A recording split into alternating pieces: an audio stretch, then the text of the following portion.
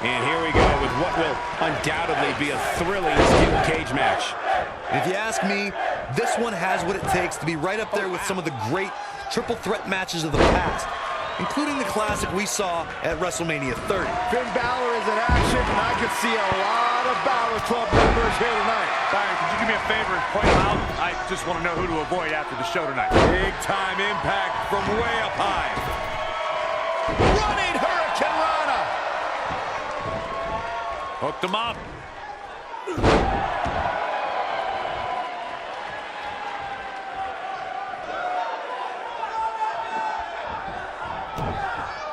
The best way to describe combatants clashing inside a steel cage is its battle of attrition.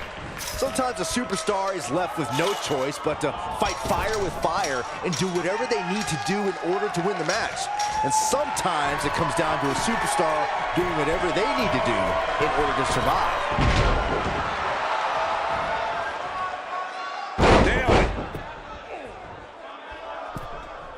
Byron, you spoke about this before. A competitor must do everything they can do to start things off on the right foot in a triple threat match. One way to do that is to target one of your opponents and go after them as soon as the bell rings. You're battling two opponents at the same time, so it's hunt or be hunted. And that's what I like, Michael. It's survival of the fittest in that ring. In a triple threat, a superstar can't waste time feeling opponents out, getting warmed up, or easing their way into the match. You have to go at it as soon as the match begins. Set him up, Russian leg sweep. We talk about how important stipulations are in a steel cage match. If superstars sign a contract where the only way to win is escape the cage and have both your feet touch the floor, the competitors must have a plan. Especially since you have to be comfortable trying to escape through the cage door as you do climbing over the top of the cage and vice versa. Things not looking great for Finn Balor. But things can change in an instant in a triple threat match. Corey, you touched on something moments ago that's so important for the combatants in a steel cage match to remember. A superstar must be able to think offensively to figure out how they're going to escape the cage. They must think defensively at the same time so they can prevent their opponent from getting out of the cage first and winning the match. Well, a superstar must become comfortable with escaping the cage by both exiting the cage door and by climbing over the top of the cage. They must also be aware of their attributes and what's best for them. Let's just say if you're a giant like The Big Show, The Undertaker, Kane, or even Braun Strowman, it's preferred to exit through the cage door. He's looking a little off balance. It appears his opponent has his number right now. This triple threat match really seems to be getting the best of him here, guys. I don't like his chances. Well, he's certainly looking a little worse for wear, but that doesn't mean you should count him out just yet. I'm sure there's plenty of fight still left in him.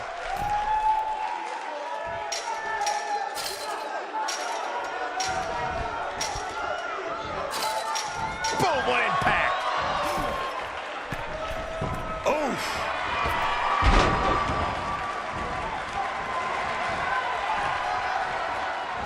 Oh, here it comes!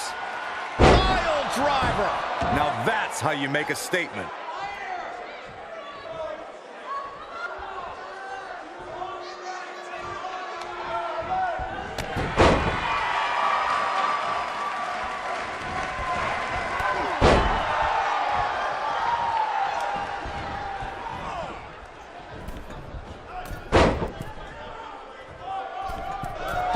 Look at this!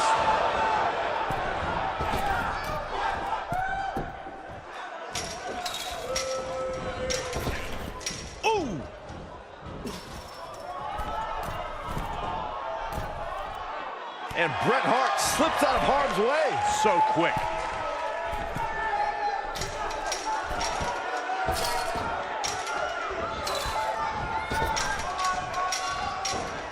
Ooh, what impact!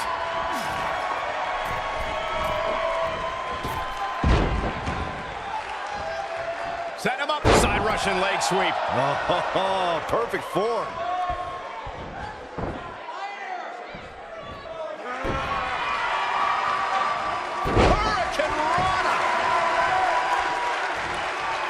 Ricochet has certainly made an impression on the scene of sports entertainment. Ricochet's unique gifts are no accident. Since his teens, he's possessed the desire to fly as if gravity didn't exist.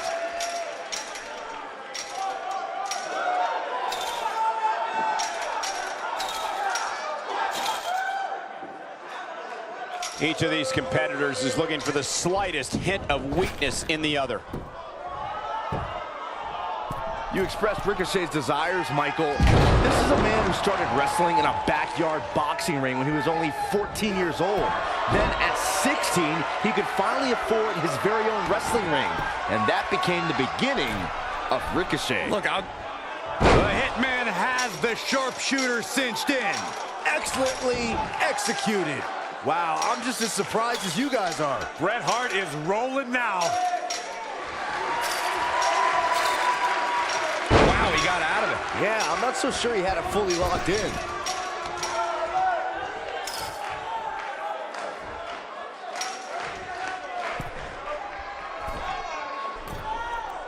Beautiful technique.